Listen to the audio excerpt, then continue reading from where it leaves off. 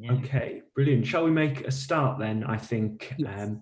I think most people have joined now. So welcome everybody to the first session of the Introduction to Critical Realism webinars.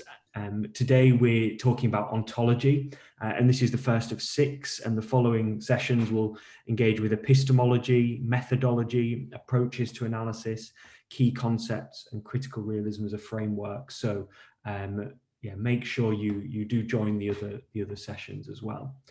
So just a few very brief bits of housekeeping. So firstly, please use the Q&A tool during the webinar. So if you have any immediate technical issues or want to make a comment, use the chat box. But any questions that you have for us, please put them in the Q&A section. And if you do that throughout the session, we'll try and pick those up and make sure that we're answering all the questions. You can also comment on questions in there and upvote the ones that you really want to hear answered. Okay, so I think it'll be good to start with some introductions. So I'll introduce myself first of all. I'm Jack Newman from the University of Surrey. My broader research interests are around British politics, social security policy, local government. Although my interest in critical realism goes back about 8 or 9 years to when I was doing my master's degree. And coming from a political science background, I came across critical realism through the structure agency debate and trying to find a suitable argument or solution to this problem of structure and agency. So that's my background and how I came to critical realism. Caroline, do you want to introduce yourself too? Yes, so I'm Caroline Kuhn, and I work at the University of Pas-Pas as a lecturer there in the School of Education, and I'm very interested in the combination of, I would say, technology, education, from a sociological perspective, I would say. And so I came to critical realism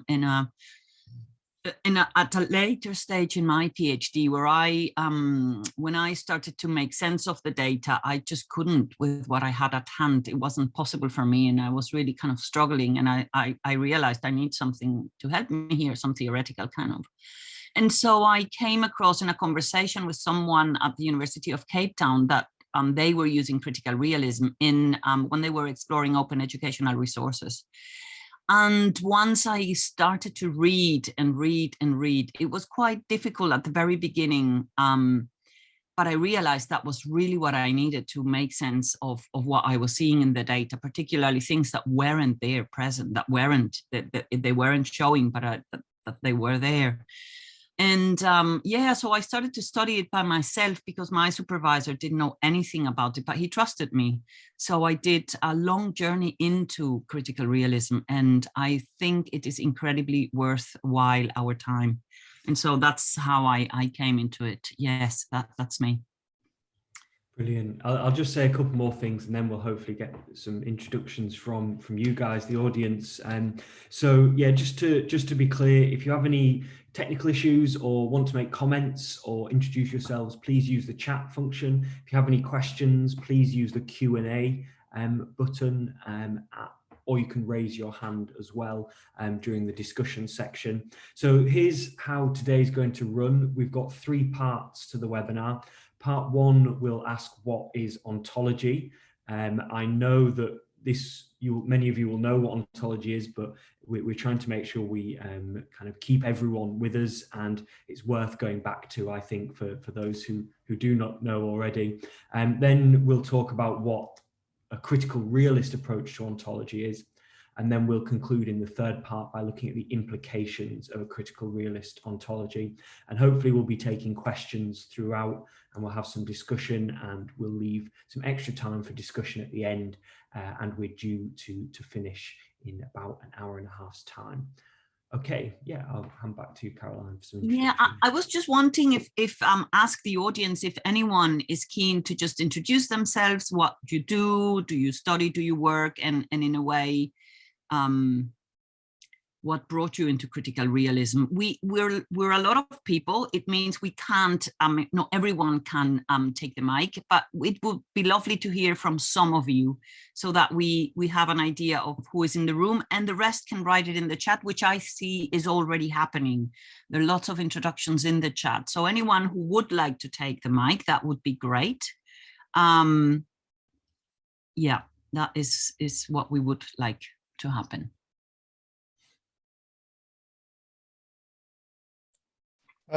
Chris Roberts here. I'm relatively new to the field. I mean, years ago, when I probably doing my master's, and I was sort of this thing called the internet had just been discovered, and my supervisor was very much into sort of Deleuze and Guattari, sort of bodies without organs, and I found that a bit kind of radical. So I kind of moved from that more to sort of constructivist view. My field is education, particularly health professional education, but very sort of felt quite limited by what constructivist approaches to educational and particularly transformational settings, trying to get sort of systemic change in the well, health professionals education sector, but the lack of sort of sort of theories or sort of big models, and I guess then through a colleague I was sort of introduced to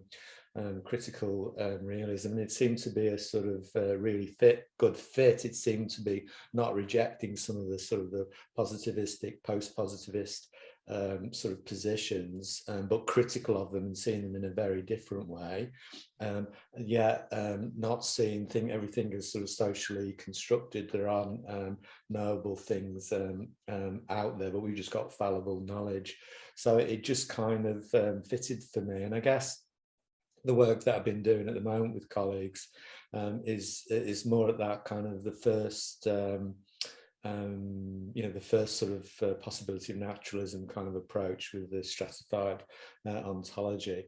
I was thinking I got more to the meta reality. It was just getting further and further away from a comfort zone. Although at the recent IACR, Frederick Vandenberg was talking about how can you not want that project of emancipation, a kind of sort of a utopia in the air, and so shouldn't we consider the whole body together? And that's very much at the moment. Thank you, Chris. That's great. And I would say, I mean, Deleuze and Guattari is so different than critical realism. So it's just really fascinating how, how theory really in philosophy illuminates from different standpoints and different people from very different angles. So great. Thank you, Chris. Anyone else?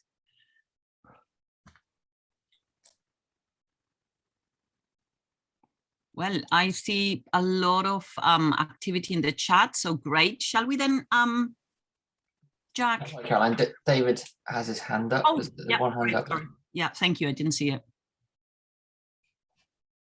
David, go ahead. Oh, is that was that for me? Yeah. Yeah. So I'm David Palmer. I'm an anthropologist at the University of Hong Kong. I do a lot of work in relation to the anthropology of religion in China and Asia. And I also, my work also goes into the sociology of religion. And I know Phil Gorski, and he's been kind of promoting critical realism for the past many years. And I'm actually, in a sense, from a post-colonial perspective, I'm quite interested in looking at how can we seriously take different ontologies seriously, and what are the ontological foundations of sociological theory and sociological methodology. So I think it's extremely important to really have a deep awareness and critical thinking about the ontological assumptions of our own discipline and the implications of that. And now moving directly into a project that I'm working on now, I'm actually working on a book and a course, actually, that I'm going to be teaching just in a couple of hours on science and religion, which I'm co-teaching with an experimental physicist who is a Christian. So we take, and I take more the Asian, like Taoist kind of perspective. So we're really in trying to construct a framework for rethinking and reframing the relationship between science and religion. We've come across a lot of concepts that are very seem to resonate a lot with critical realism. So I would like to really get a more systematic understanding of this approach. Thank you, David. That's great. Thank you. So interesting. Yes, Jack was saying so many, so different points of view and different needs as well. I think that is fascinating. Thank you so much. I can't see hands up or anything, and also conscious of the time,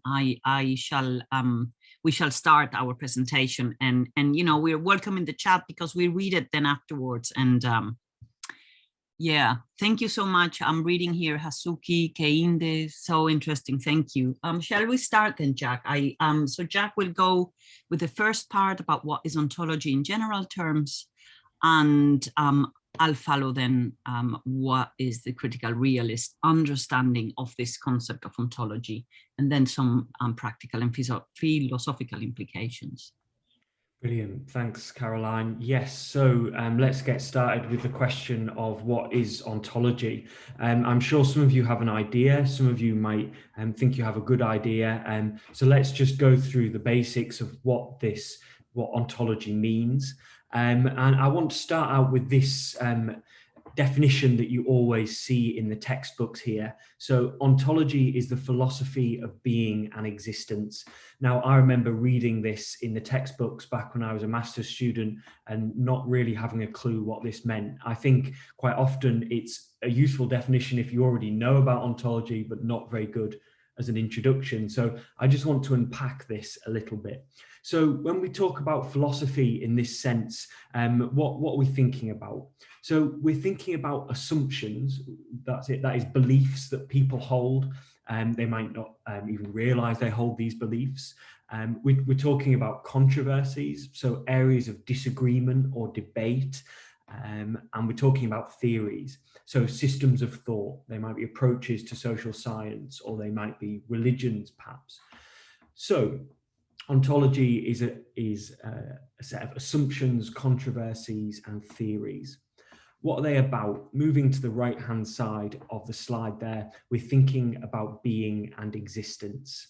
So what do we mean by being and existence in this context? So when we're thinking about being, we could think about the essence, experience, or state of consciousness of living things, what it is to be a person in the world, or perhaps what it is to be an animal or non-person in the world.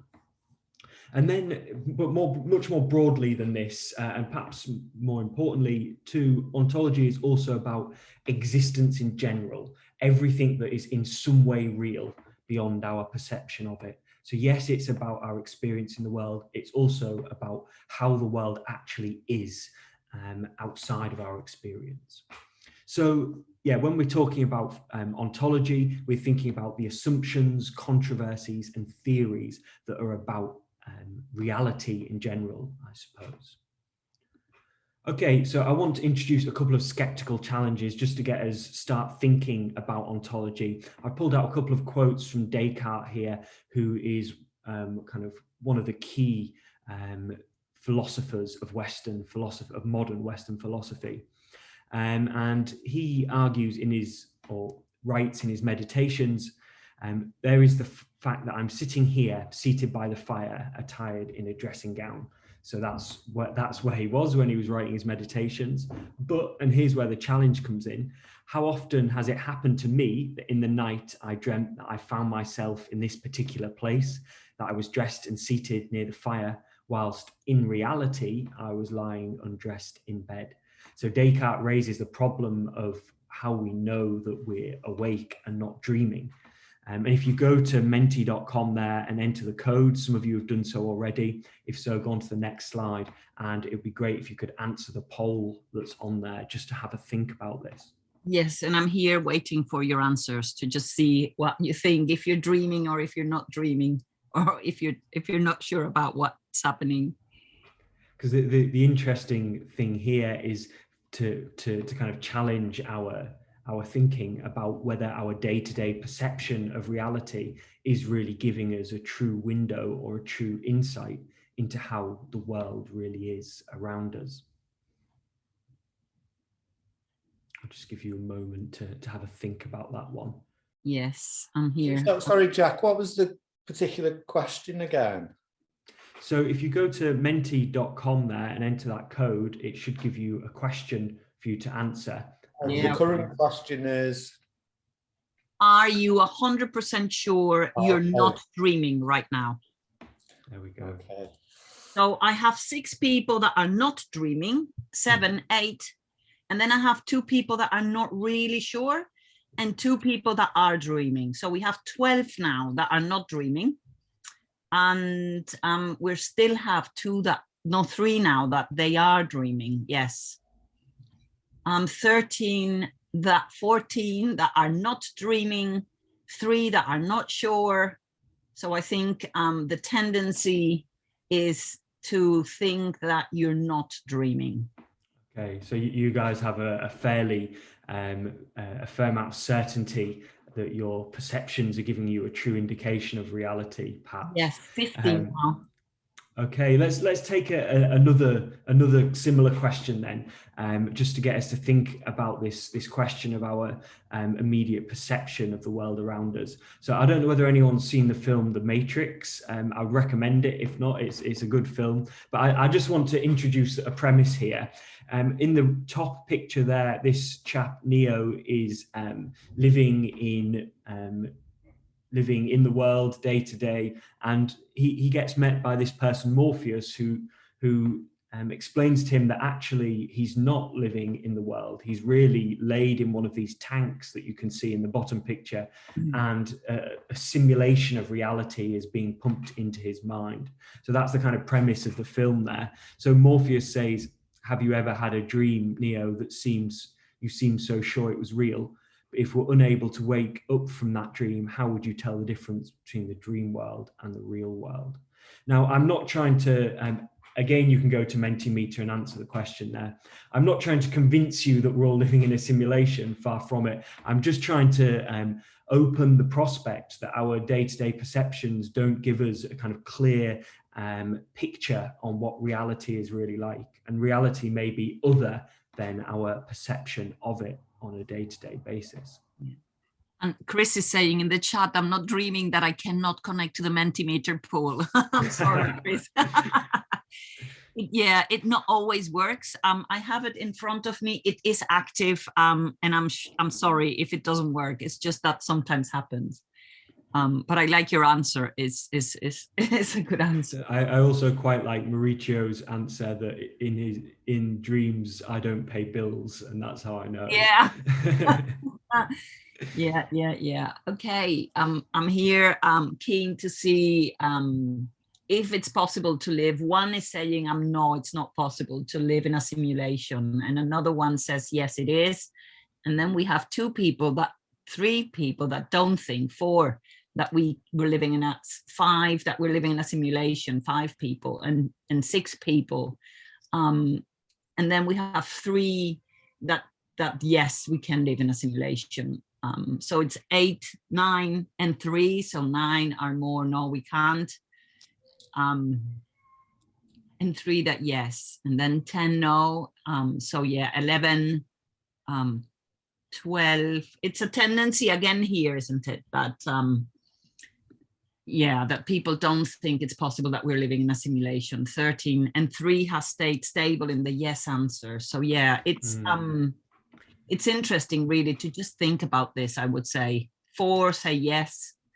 Okay.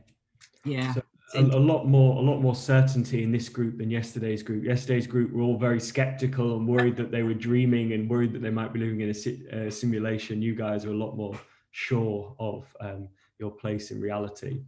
Okay, so thanks for taking part in that. I think it's useful to start thinking about these ontological questions, but I just want to distinguish between two sets of questions here, between ontology on the one hand and epistemology on the other hand. Epistemology is will be covered in next week's session, actually.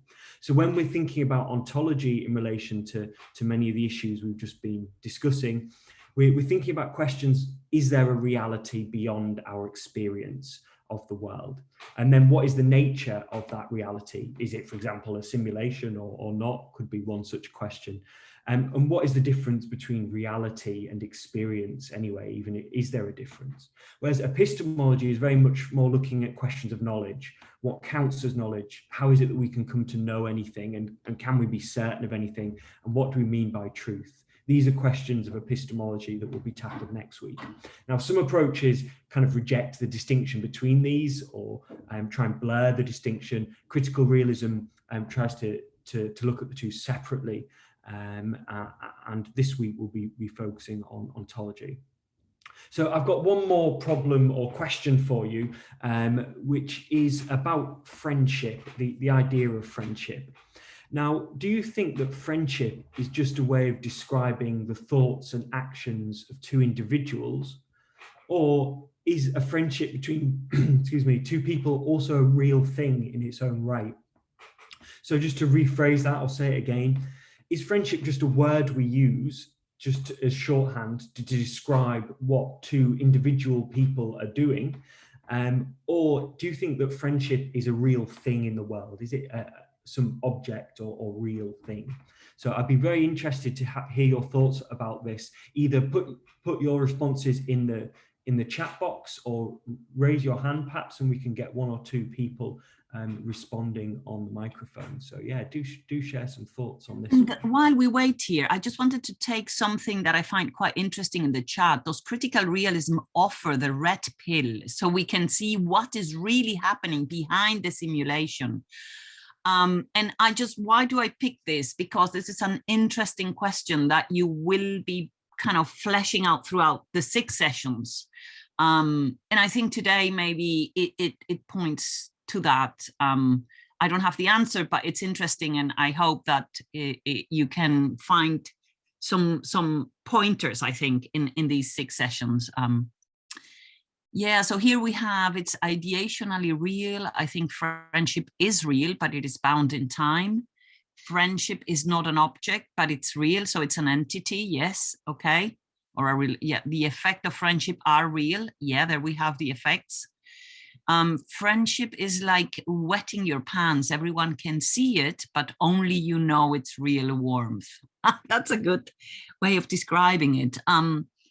I think friendship is real and has many layers. Yes, social, cultural, and personal layers. Yes, it's about the layers. That's a good point. It appears and disappears, but when it's there, it's certainly there. Yeah, great. Thank you. So many answers. Yeah, quite a lot of people who are giving critical realist answers as well. And I just want to clarify what that means just with one final slide here. From a critical realist perspective, how do we know something is real? So a kind of traditional criteria that Bhaskar points out is the perceptual criteria for reality. So if the phenomenon, say friendship, can be perceived, then it is real. But Bhaskar argues that that's not enough. That's not enough to decide whether something is real or not, because there are some things we perhaps can't perceive, but still want to insist they're real. So there's also the causal criteria for reality. And I think some people were getting at this in the chat box. For something to be real, it needs to be causally efficacious. That means it needs to be able to cause an effect in the world. It needs to create an outcome. So it may not be a cause that is triggered. So it may not be a cause that actually has an outcome, but it could be a cause that has the potential to have an outcome. So this causal criteria for reality is one we could apply for friendship, as somebody said there in the chat box. So a friendship has effects in the world, and this could be the basis on which we argue that is real. Okay, that's me done for this section on what is ontology. I'll just give you guys a moment to ask some questions if you want, using the Q&A feature, or to raise your hand and come in on the microphone if you have any questions or want to share any thoughts at this point. And then in a moment we'll start the next session, the next section. Any questions?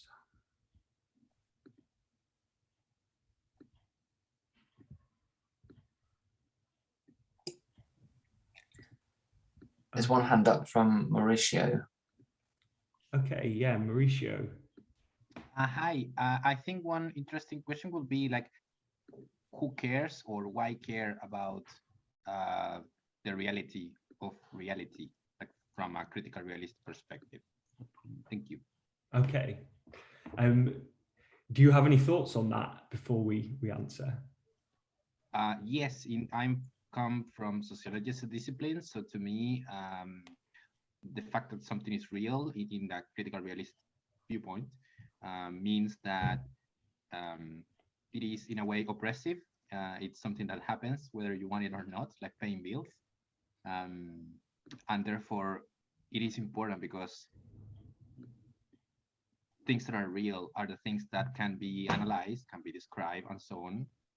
And I think it is important to distinguish between what is real and what is not, and in order to give enough, I think, credence, but also weight, but also analytical importance to things that are real beyond the objectively perceptive and so on. So for me, that's I study how a constitution was made. So to me, looking at that mechanism is important because it's a real mechanism that has real effects on the social structure, for example.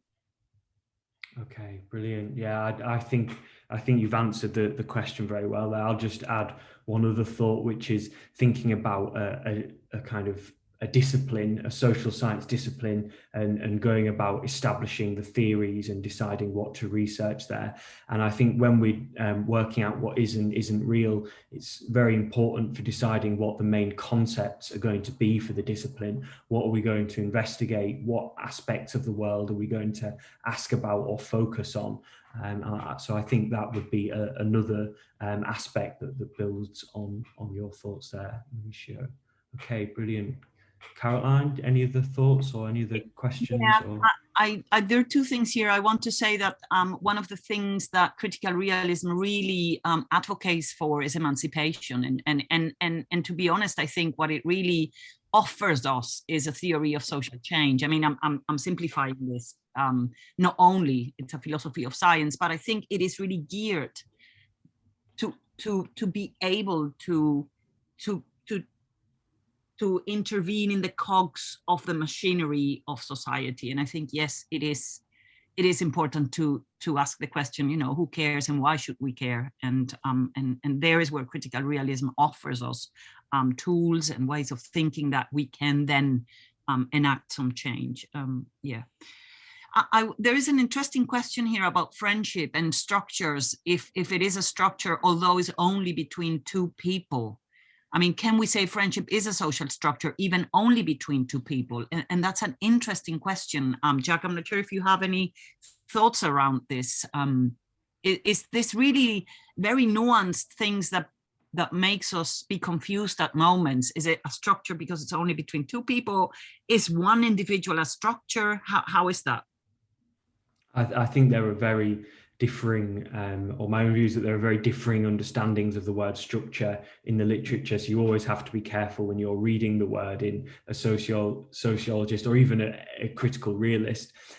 So I think Popora, who someone mentioned earlier, gives one of the best critical realist understandings of social structure. And he talks about relational structures between kind of social positions in society. Tony Lawson is another one that gives a good understanding of structure here.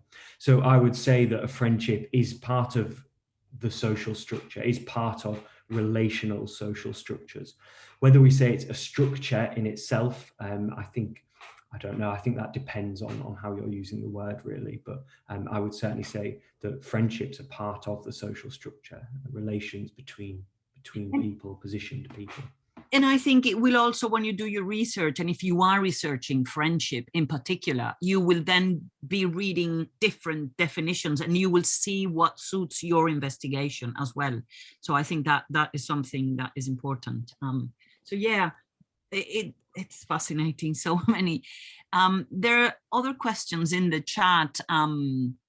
There is one which I think might be interesting about the difference between ontology and metaphysics. I would say this is a broad question that it might take more time than what we have to clarify. If there is any, I don't know, short answer there, Jack, I'm not sure. I think it's a really broad and deep question. Yeah, maybe just one quick thought on the difference there would be that ontology tends to be concerned with the categories of things that are real. So what are the parts of the world that we define as real, and how do we kind of organize those categories? Whereas metaphysics as a whole is kind of tends to be thought of as a larger concern that includes those kind of skeptical questions I was asking at the start, and is a broader question about the kind of underlying natures and structures of the universe, although there are clearly overlaps between the two, significant overlaps between the two. But that's one way of thinking about the difference, perhaps. Yeah. Okay, so I believe, and again, aware of the time and conscious of the time, that we will continue with our second part, which will be more focused on the critical realist ontology and what is it in critical realism that is defining of reality, so what is real. And so if you go to the next slide, please, Jack. Yeah, so to begin with, we have always these two worlds, the natural world and the social world. And Bhaskar already in his critical naturalism says that these two worlds are not apart, and he didn't want to make kind of a sharp difference. Nevertheless, he said, we can't reduce one to the other insofar that is critical. So the social world can't be reduced to the natural world, and it has its properties, and we have to study it as something that really emerges as part of the natural world. And so one of the things I think here that you can see underneath this pictures is that you in the natural world would do experimentation. So you have a closure, really. Your experiment is like a closure of that natural world. And then you want to predict and then find these causal laws. Whereas in the social world, you would be exploring and you can't do any closure because it is an open system. And we're going to go into that open system definition in the next slide. But what you can do really is explain, but you can't predict. I think this is one of the key things in critical realism. And if we go to the next slide, Jack, please. So here I would say are these kind of three main tenets of how social reality is defined in critical realism. And it's really stratified, thus it's deep. So we don't have a flat ontology, which is only what we can see. It's an open and complex system. So stratified, and I'm gonna explain these three things in detail, but just stratified means that we have levels of reality. An open system means that this social world is really multi-determined. So we have multiple causalities, and we don't know accurately these causes which counter the other, which reinforce others, which cancel others. So it's really this kind of very multi-determined space, and that's why it's an open system. And emergence is the property that emerges from systems that are complex. And so I would say, and please, this is a simplification, yeah? There is a lot of explanation deeper, and so that's the reading that you do, but this is just kind of to pinpoint at main things. So you can't really rely on empirical data if you want to answer your research question from a critical realist perspective, because the world is much more than what we can see, perceive, and you know, what catches the eye. And the next one, Jack, please. And here, this this metaphor of the iceberg, I think, not me, many think that it's a very good metaphor to explain this stratified or stratification of reality. And although I'm going to start from the bottom up, because I think in this kind of, the iceberg really tells us that if an iceberg is to stand there for millions and millions of years, it's because it has a strong mass underneath the water, and it gives its solidity. And I think that's a really good thing to think about when we are investigating social reality under a critical realist perspective. So these generative mechanisms, which are those that make things happen in the world, they live underneath of what we can see. They're really invisible most of the times, at first sight, I mean here. Then what happens is that these generative mechanisms interact with each other, and then events happen. But these events not necessarily can be observed all the time. So they live also underneath the water, but they happen, although we can't see them, when these generative mechanisms interact with each other. And then what happens is, at the empirical level, are these events that we really can observe. But this is only just the 10% of that reality that we're investigating. So again, I think the main takeaway here is, don't trust what you can see and just go deeper. Yeah, the next one, please. And so this is really, again, just kind of putting together these ideas of, we start with the empirical level, because yes, it's what we can see. It's what we talk with our participants. It's what we find out about the reality we are interested in. But this only opens the door through then using theory that allows you then to go to this deeper level, where the structures and this generative power or mechanism are, I would say, hidden most of the times. And that's why emancipation, I think, for me at least, is something that we really thrive for when we use critical realism. What is that invisible thing that is, and someone said oppressive. Yes, these structures normally are oppressive. So how can we really see them? The next one, please, Jack.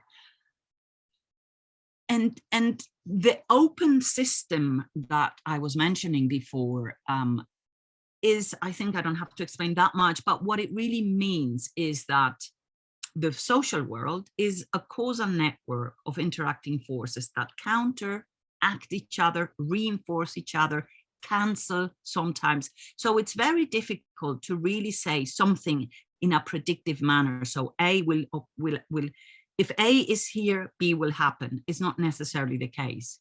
And so you can't really make any closure. You have to be always aware that you can only say so much about social reality. The next one, please, Jack. And what this really brings us to think about, that we are not working with causal laws. We're really doing multiple causality. That's what we're looking at. Are these multiple causes that are responsible for the event that we are investigating? And human beings are themselves open systems. And I was thinking about this when you ask about the question of structure and friendship. So we are open systems, and we're capable of communication, creativity, and resistance. This means that there is always the possibility of something new happening.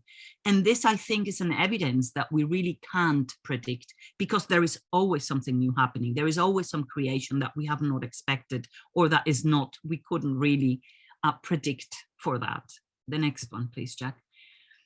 And the phenomenon of emergence, I think, is quite interesting, because it refers to the properties that arise when different parts constitute a whole. And the flock of birds is an example that I have used to illustrate this, because I think it really makes the case of how, when birds are together, things arise.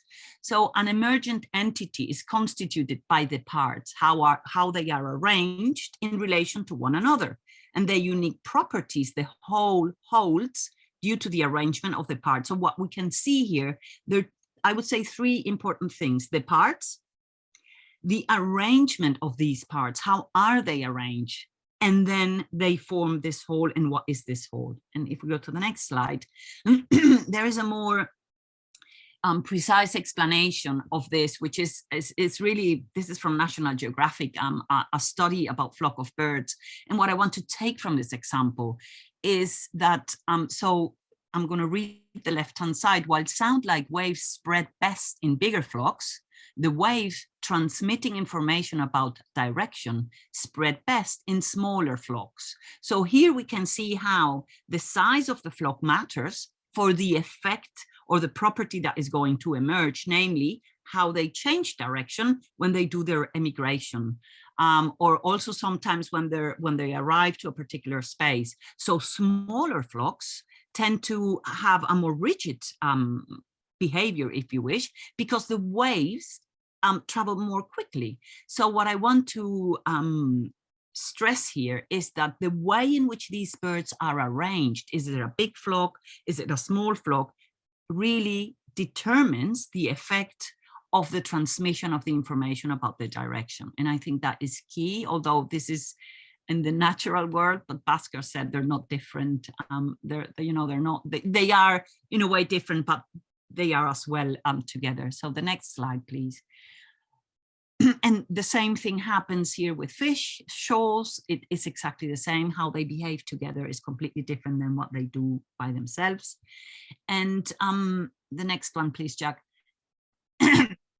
What is really the aim of social science and us as researcher is to discover these emergent properties. So the entities, the agents, the structure, and their emergent generative power. This is really, or the mechanism, what social science is about. All of this is within a critical realist perspective. And this in society, if you go to the next slide, Jack, what it allows us really to see here, and I'm not going to read all of that, I'm conscious about the time, I'm going to just go to the last bit.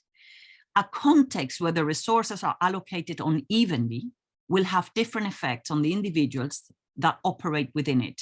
And here we see the whole is the society, how the parts, which in this case are the resources, are allocated, how these are arranged in a society have effects, and they have different effects. If you think about Latin America, I'm going to talk about Venezuela, particularly my experience, to not generalize. Resources are incredibly unevenly allocated. Now, how society lives there is incredibly different than if we think about Norway or England, although I know things are changing, but nevertheless, the resources are allocated in a different way than in Venezuela. And we see how society and its individuals have completely different effects in how they live. And then that as well as we are, that then brings to different consequences. And so I think with this, I think that if you go to the next slide, I think this is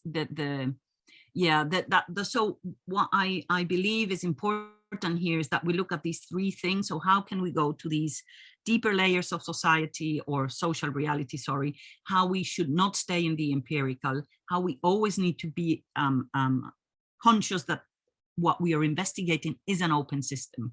And in every open system, we have this complexity when things just, come together. And in the coming together, and here is, I think, the social structures as Tony Lawson defines, is really about the positions of these parts. So I think here, those are the three things that we should kind of take into account when we investigate. And these generative powers are really the object of analysis. What are they and what are they doing? And if you have any questions, I think this is a good time to just break a bit the talking, and any question if someone would like to take the mic. I think there are some questions. Yeah, so there's a few questions that have that I've dug out of the chat. So if you do have questions, please pop them in the Q&A section. It just makes them a bit easier for us to find an answer, especially when there's a few coming in at once. But I want to go back to a few that came out of the chat from earlier on. So we have one from Stephen with that I think builds on the discussion of friendship, saying, wouldn't this imply that ideas are as real as objects? And I think that's a really interesting question. I would personally say yes. I mean, it depends what you mean by as real as something, but just to kind of justify and back that answer up. If you think about the human individual and argue that you or I as an individual person is real, then we could say that actually we're just made up of smaller parts, as Caroline has just been saying, and that those are real, and that those are made up of smaller parts and those are real. So unless we believe that there's some bottom layer of reality from which that is the only thing that's real, if we want to claim that we as people and other objects we see around us are real, and I think it makes just as much sense to say that ideas and social structures that emerge from us are real objects. And one final thought on this, building on the causal criteria for reality, is that critical realists talk about reasons being causes, and the way that the reasons we do things, the justifications for things, the ideas we have about things can be causes. So hopefully that answers the question, but do come back in the chat or by raising a hand if you want to. Caroline, were there other questions? I have a couple more here, but I don't know whether you have any at your side.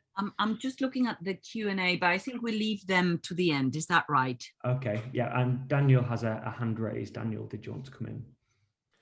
I just would be interested. I know that Bhaskar is making a difference between a transitive and intransitive dimension. Would that not be an important concept to discuss friendship? Okay, do you just want to elaborate on that a little bit, just to clarify? Sorry, I didn't understand. What do you mean? Yeah, could you just say a little bit more, just to be clear on why that you think that relates to friendship? Yeah, you're right. I'm just it'd be good to have a bit more. Yeah. Okay, I'm not totally sure, but I would say that Bhaskar would say that in a friendship has, as I wrote in the chat, that there are different layers of friendship, and perhaps regarding a personal friendship I have with somebody, there is that's something that can change quite quickly. But the concept of friendship, what we do think of friendship, is something we have in our culture, and that's not that easy to change our ideas. And I think, if I understand Bhaskar right, he would even say that behind the concept and our cultural ideas about friendship, there is something deeper in reality, an alethic level, where friendship is real and does not change. Would you agree? Okay, yeah, no, I think that's, I think I would agree. That's really interesting. So we have the transitive dimension being the dimension of knowledge and knowing, and the tools of understanding, so to speak, the way in which we understand and explain the world, and the intransitive being the world itself, the thing we're studying and looking at. So I'm really just repeating your answer back to you here, Daniel, but just for clarity for some of those who are listening. And so when we're talking about the transitive, we're thinking about how we see friendship as a society, perhaps how we see friendship as sociologists, maybe as well. But then there is something real going on as well underneath there. There are causal mechanisms that mean that a friendship between two people can have effects in the world. It's real regardless of whether other people acknowledge it or notice it or study it or not. So I think that's the idea of the distinction there. Hopefully that's answered the question. Please do come back if not. Caroline, is there anything else to pick up on? No, well, I think that if it has effects, this is one thing where we then need to say, okay, wait, let me go deeper here. Let me think about this. I think this is really the kind of first thing where you say, okay, this has effects then, and that's the criteria that we used in our last slide to when something is real and when it's causally efficacious. So I think that is really something to think about. But yeah, brilliant. Daniel was saying it right. We've got quite a few of the questions here. Shall we take these, or should we take the next section and come back to them all at the end? I suggest, we don't have that much to go, so we could take the next section and then we start with our Q&A, and in our last half an hour, I would say that would be great. Okay, that's a good idea. So we don't have, we only have a couple of slides left each. So we'll say this, and then we'll open a bit more space for others to come in and to answer some of these other questions that are in the chat and Q&A. Brilliant. Okay, so thinking about the implications of a critical realist ontology, I just want to quickly look at a few philosophical implications. There are perhaps a lot more than I've summarized on this slide here, but just to raise a few. So firstly, one implication is that there is a reality beyond our experience of it. So that I think that's, I suppose, might be obvious to some people, but is an important point to make when we're conducting social science, and to be aware of that there is a reality beyond our experience. Perhaps more controversially, the implication of critical realism is that there's a reality beyond actual events. So there are potential causes that could have been triggered or could have happened that didn't, and we can think about these as being part of the real, these causal mechanisms or causal properties of entities. And there's this point that reality is not necessarily how it appears to us, which raises that problem about whether we can be sure about the world around us and about reality, which gives us that fallibility that although we can generate knowledge on the basis of assumptions we find compelling, we can't be 100% sure. We might always be wrong. So, and then finally, I just want to go to these bullet points at the bottom of the slide and highlight that when we're conducting research, we need to consider both causality and meaning. So traditionally, positivists have focused on causality, and interpretivists have focused on understanding meaning. Critical realism calls for us to do both, to try and explain society and explain causality, and to understand meaning as well. We need to focus on both structures and agents, so both the social context in which people live and their unique kind of creative powers as individual agents to make change in the world. We need to understand relations between people, so those friendships we were talking about, but maybe also those, or maybe more importantly, those economic relationships like landlord and tenant, for example, or employer and employee. But then we also need to understand and think about relations between ideas, the way in which two ideas might contradict one another, and this might have causal consequences in the world. Archer talks a lot about this in her theory on culture and uses examples from religion where contradictions arise in the Bible, and that has a causal impact on how society develops. And then finally, we need to think about both the natural and social. As Caroline has said, critical realism insists that that we need a kind of general philosophy for understanding both. And although the social world is very different in lots of ways, we need to be aware of both. And when we're studying society or our various disciplines in social science, we need to be aware of our bodies and the physical world around us, as well as the kind of ideas and discussion and language and discourse, etc. Okay, so those are just a quick run through some philosophical implications. I'll hand over to Caroline for the more practical implications. Yes, and thank you, Jack. I want to again insist that these implications, particularly the practical ones, are going to be kind of unfolding along these seminars. So I do encourage you to go to all of them, because I'm just kind of, I'm even touching the tip of the iceberg, because there are epistemological implications which are going to be addressed in the second seminar. One thing that in my experience I have experienced myself is very important is that critical realism, so that philosophy of science, has an immediate implication in my research design or in our research design. What is the methodology? Which are the methods I'm going to use to collect which data? Is it enough? Does it allow me to go deeper, or does it open the door to then go deeper? And I think that is one of the key things that one needs to be aware. If I'm using this, okay, what are the implications for my methodology, for my design of my investigation? And it's always important to ask, what is the nature of the object that we're investigating? What is it made of? What are the constituent parts? What are these? How are they? what I think Jack was saying, these kind of basic concepts, which are they? I need to really be very aware that that is very, very important.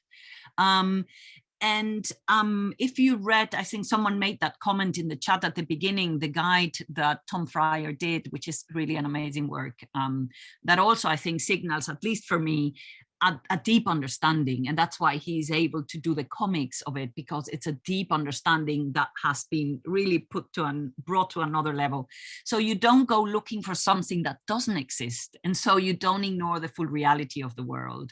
And if you set up with a bad theory of ontology, you really are risking that you'll end up with a NAF project, or just it can go really wrong, I have to say, if our ontology is not well determined and defined, and if we have this kind of this position that we are clear about. And I think in this seminar of this morning, we have very experienced people with not only PhD students, but people that are more experienced. Nevertheless, I would like to just make a comment.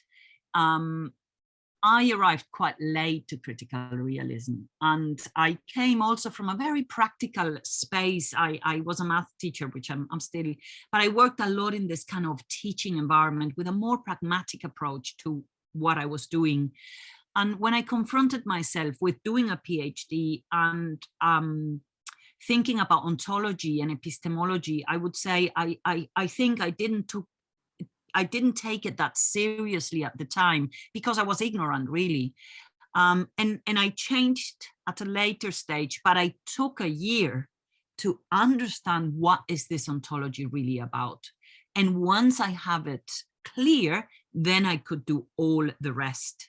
And so I just want to say that, yes, it is important to have a clear ontological stance and being aware of what are these implications.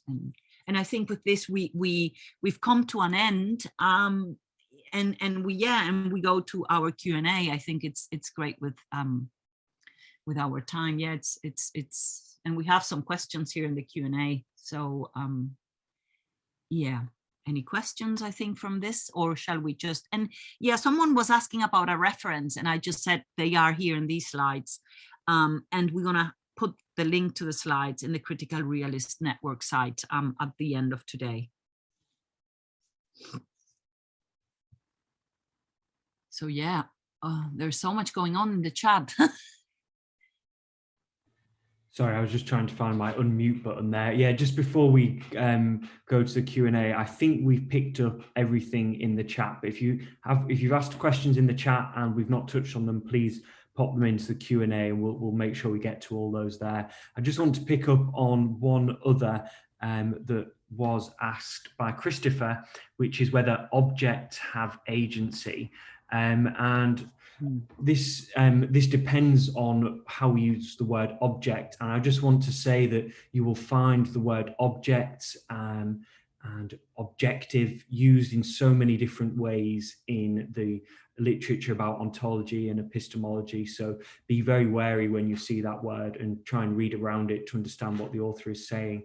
In my own kind of understanding, I would say that yes, objects can have agency because we are both objects and agents. Our body has a physical existence in the world that makes it an object, that can kind of knock against things, or we can walk into things, etc. But also it has an internal existence that is able to think and has a kind of unique creative capacity in the world to observe and to make change and to kind of accept or reject ideas, etc. So I would say that's one way in which objects have agency. And then there's various kind of guesswork about what other objects have agency. We assume animals have agency to some extent as well, and then I will leave it up to your own imagination to see how much further you want to take that. Some people might argue that society as a whole has some consciousness or agency.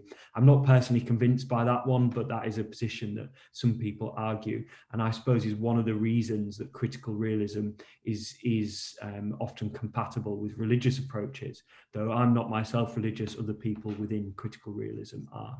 So that's quite a broad answer to your question, but hopefully that's helpful. Caroline, did you want to pick up? Yeah, I think Kehinde, I'm not sure if I'm pronouncing well the name, but had a question that I asked, and again, him or her, I'm not sure if the name, because I'm not familiar with it, but if you can put that question in the Q&A, because it was a question about structure and agency, which I think is quite important. It's about how can social structure be applied, contextualized at individual level, so the micro level, in relation to human agency. So you're specifically talking about structure and agency relationships at the individual level. And yeah, I just wanted to say, I think the work of Margaret Archer is illustrative for this. Her work on reflexivity and the inner conversation.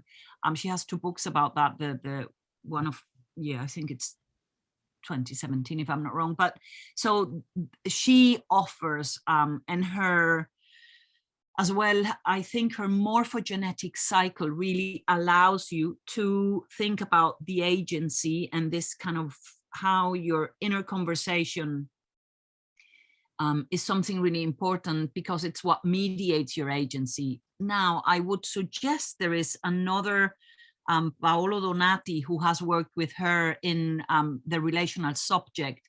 And I think Donati has a more social approach to reflexive engagement. What the inner conversation, there is a critique that we don't talk only to ourselves, we talk with others. And the inner conversation is not the only thing that mediates agency. There are other conversations, if you wish. So I hope to answer that question, Kehinde. I think that will allow you to explore this question deeper with Archer's work. Yeah, thank you, Jack, for putting that reference there.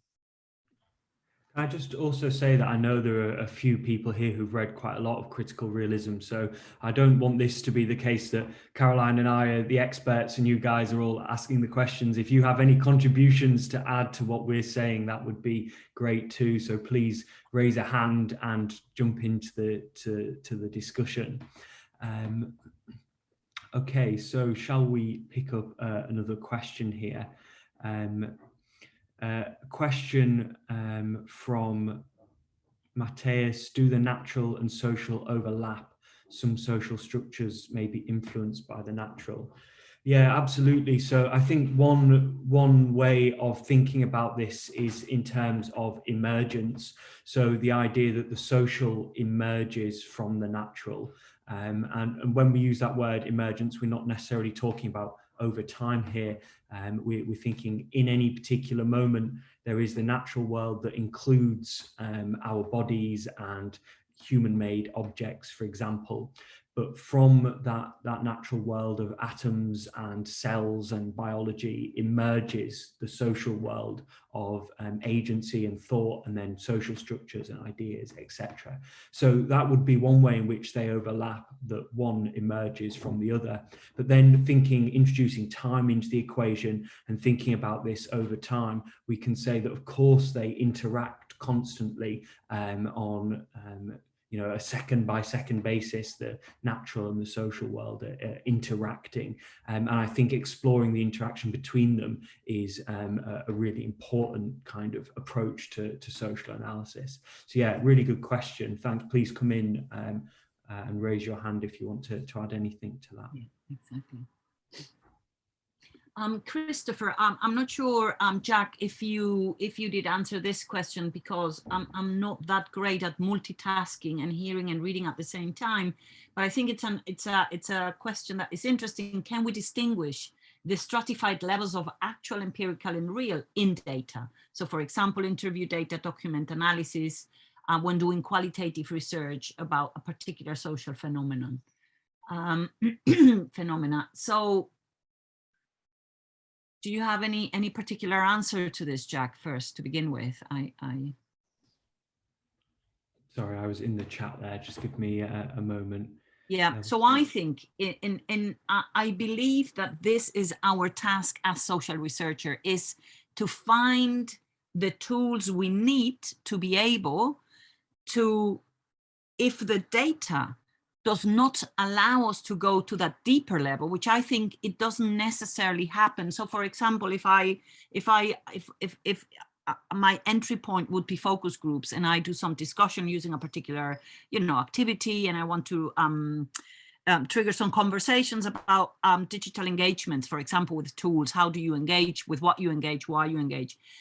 That data will only allow me to uncover this 10%, the empirical level. If I want to go deeper and explore these mechanisms that are there, I certainly need to put the theory in the context of my research. Yes, I can't just say, forget about my data and then go and look for the theory that will allow me to identify which are the mechanisms that are responsible, as we know, in an open system for these, for example, in my case, the lack of engagement. Then I think you need to, with that in mind and your data, you need to go to the theory. And there is where that combination, your experience as a practitioner in the field and having read quite a bit about the structures that you're exploring, I think you put them together, but not necessarily the data allows you per se to go deeper into those levels. That's how I see it. I'm not sure if there is another, and again, as Jack said, if anyone in the audience would like to chip in, we're happy to do that, because yeah, that's kind of, yeah, my experience with it.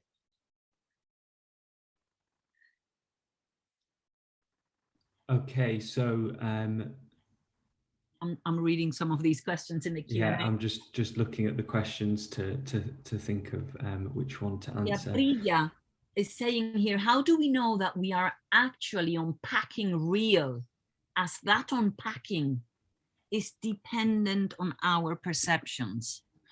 And this is a question I ask myself a year and a half and every day. How do I know that what I'm doing is real? And yeah, Jack, if you want to jump into that one. Yeah. So two thoughts on that one. The first would be perhaps a bit of an unsatisfactory answer, but would be to say that critical realism does insist on the fallibility of knowledge. I think I mentioned this to someone in the chat earlier, that critical realism is not offering a kind of 100% certainty in everything it does. Rather, it's trying to find the most compelling and convincing understanding of reality, using introspection and logic, and as well as kind of our existing theories and empirical understandings of the world. So it's trying to build the most compelling case on the basis of that. On the other hand, perhaps, or hopefully giving a slightly more convincing or slightly more satisfactory answer, hopefully, is that I think if we look at Bhaskar's argument that there are underlying causal mechanisms in reality, I think I personally find that quite compelling, because he asks, how does the world have to be for us to kind of experience it this way? How does the world have to be for science to be possible, he argues. So I would say that although there are those skeptical challenges we were talking about earlier, there is a degree of security we can have in our beliefs, even if we can't have certainty, because our experiences of the world, especially when we talk to others and they have similar experiences, do help us see, or help us kind of follow the logic that Bhaskar's arguing. Yeah, not a fully satisfactory answer, I'm aware, but hopefully that helps, and I'd be interested to hear other thoughts on that too. Yes, I think it's not, and again, I think the fallibility is something really important here, and that's going to happen. The epistemology, in the next seminar, you're going to explore that deeper. But I think that is an important part of the answer. Just picking another question from the Q&A, which is, again, this is quite blurry, but the question is quite interesting regarding objects of study. The motto, don't go looking for something that doesn't exist, seems sensible. But what about concepts that are intensely contested, or that many people would question the basis of? And I think here critical realism is interesting to work with contested ideas. Are they real? Are they not real? And I would say this is kind of reducing again the complexity of this philosophy of science, making a reduction in this instant that I'm talking to you, which means this is not the only answer to this. But I think there is this question, is it real? And if it's real, then I will study it using critical realism. Again, I'm in this philosophy of science. So if it's not real, then I need to go for what is then the real aspect of this phenomena that I'm investigating. I think that's how I would approach this. And now I myself, I'm looking at datafication as a phenomena. Is it real, and why is it real? It's very contested. What is it not? So I think, yeah, you know, and the basis of the real, again, what you can say about is not definite, is not uncriticizable or academically you can always critique it and find a better explanation where you can say, well, you know what, I think this is not real because and here I'm offering maybe this aspect of it is real and that's why it is. I think that is the way to go. Thanks. Can I just pick up on the question from Gonzague? Apologies if I'm mispronouncing that. Why do social researchers still not use critical realism in their inquiries? What likely explanations could you provide on this issue? So it's difficult to kind of explain why others aren't using your theory. I think that's always a problem with any kind of belief, but just to share a couple of thoughts on that. One would be from my own discipline, political science at least, and I'm sure it applies to others, that there isn't as much critical reflection about our underlying ontologies and epistemologies as there should be. It's something that lots of us learn at master's or PhD level, and then when lots of social scientists go out to conduct research, the pressures of the academic world perhaps and lots of other reasons might mean that they focus a lot less on their underlying ontology and epistemology. So there's a kind of general lack of criticality that we could think about. That would be one side of the explanation. And I think the other side of the explanation comes from the influentialness of post-structuralism, and particularly the work of Foucault and others, and those who have built on Foucault's work, who reject the idea that the world contains objects with essences, who reject the idea that the world contains structures, and instead emphasize the fluidity and contingency of the world to the extent that there are no entities within it. And I think there are lots of problems with that philosophical approach. It's been very influential via Foucault and Judith Butler and others. I would personally disagree with it, but I think that's one of the reasons that critical realism isn't more widely used, because those who do reflect on their ontology and epistemology are often taking this alternative post-structuralist approach. So I think for those engaging with critical realism as a theory in their thesis or research, that debate between critical realism and post-structuralism, I think, is very helpful in outlining and defending a critical realist approach. Yeah, and Stephen is saying that his supervisor says it's a cult, and I'm reminded by Ben Mansky, who is part of the group of people organizing the seminar, saying that in the United States where he is working, it's the same thing. It is something that is very, very much criticized as a cult. And, you know, again, I think there is really here, for me, my experience at least, it needs to catch you. It needs to really ring a bell when you're doing your research. You just kind of say, wow, this really is what I was looking for. This allows me to explain what the unexplainable until I got this philosophical approach to social science. So I think also you need to really be, you're always going to be uncomfortable, because I think that is really what knowledge generates in us when we are creating this thing that we really don't know. We're in this kind of really space where we don't know. But I think critical realism, it can be for different people, different things, and don't let yourself, how do you say, be deterred from using it, because everyone, there are people that defend, let's say new materialism, which has been a new, which also has a part of realism, because Barat talks about agential realism. But there are people critiquing this fiercely, others taking it and writing books, and so it's really, I think, what your hunch, your inner investigator voice, what is it saying to you? And then you go and explore it deep, and you will be able to answer questions and and argue for your position.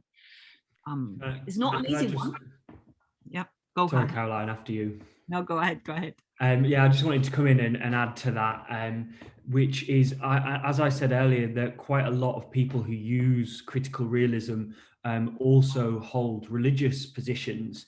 And although I don't myself, I'm personally an atheist, I think that often puts people off, and people almost take the attitude that religion doesn't have a place in social theory. But I would suggest that if you're religious, then religion does have a place in social theory, because it is about your ontology and how you understand the world to be. And we should be making that explicit and debating and discussing it, rather than trying to keep it separate. So that's one point. And I think the other is that maybe some critical realist texts focus too much on only the critical realist tools of understanding, whereas actually I think the majority of those using critical realism are exploring it in relation to other social theories, in relation to other social ontologies.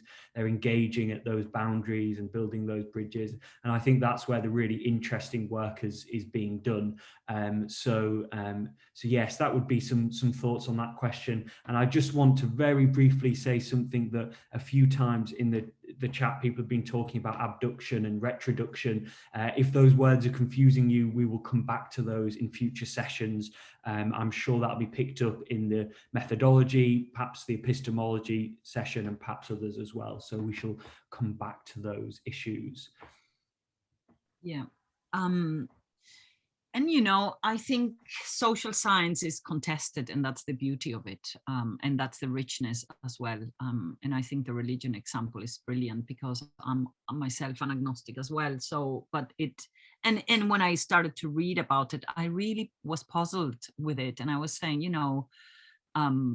it stopped me in the sense of it made me read with more care, and it made me read more, to say, okay, let me see if this is really aligned with my ontology of the world. But I think it's our position that we need to be able to defend it if you're doing your PhD in your Viva.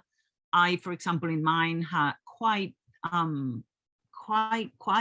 hard questions to answer, but I knew it because I really didn't understand anything about it when I started.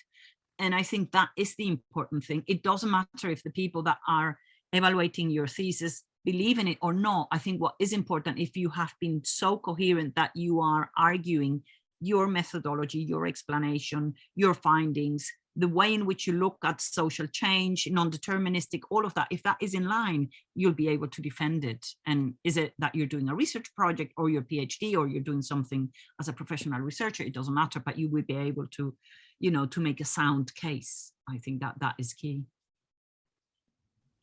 Yeah, excellent.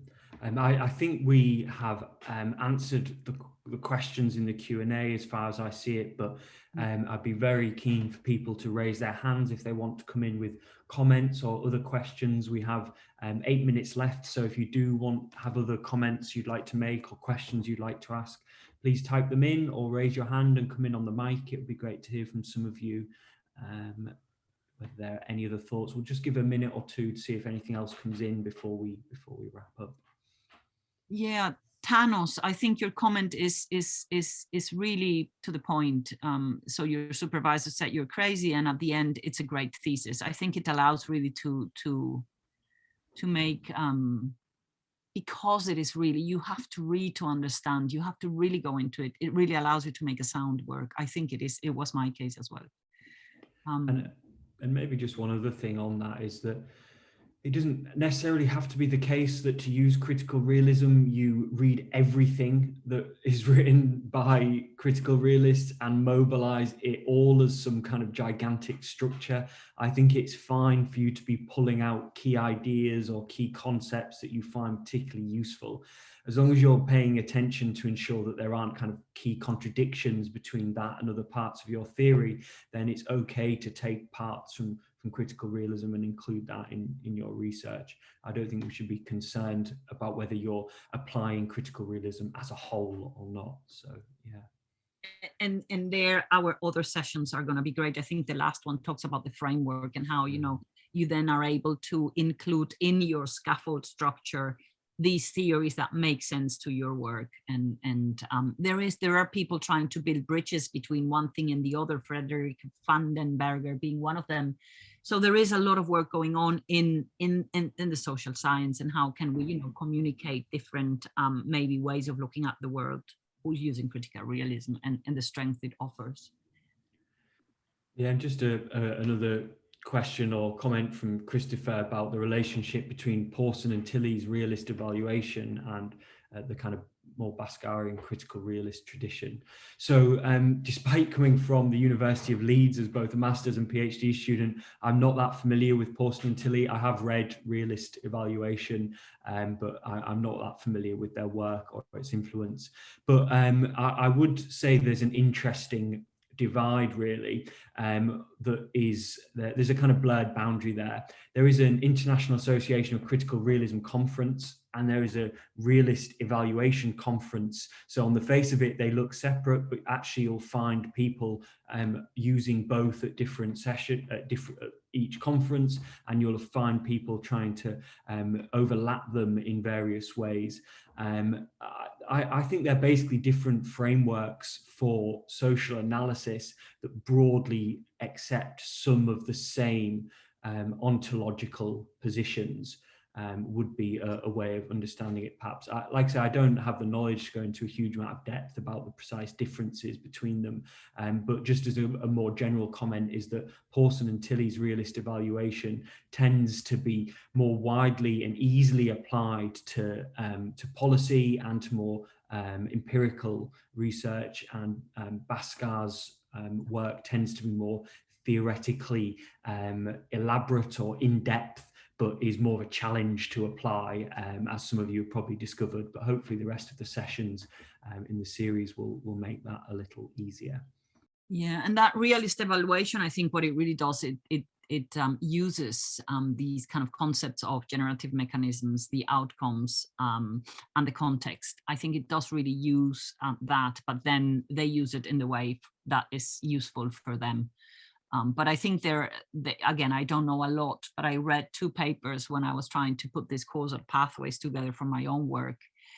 And it was illustrative in the sense of how do you make your causal pathways if you're explaining something? Where are these mechanisms really interacting and producing the outcome that I can see? It is helpful, but it's, yeah, we don't need to take things like lots of activity going in the chat, yeah, which is great. Just to say that there's been one other question about when the realist evaluation conference is. I don't know, but here's a website that should take you to the details of the last conference, and hopefully through there you'll be able to find information about the next one.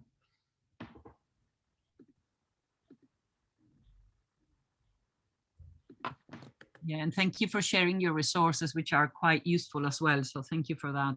It enriches the space. So I think without any further questions, I think we can draw the session to a close here. I just want to say a huge thank you to everyone who's asked questions and contributed in the chat. There's been absolutely loads going on there, and loads of great exchanges of ideas.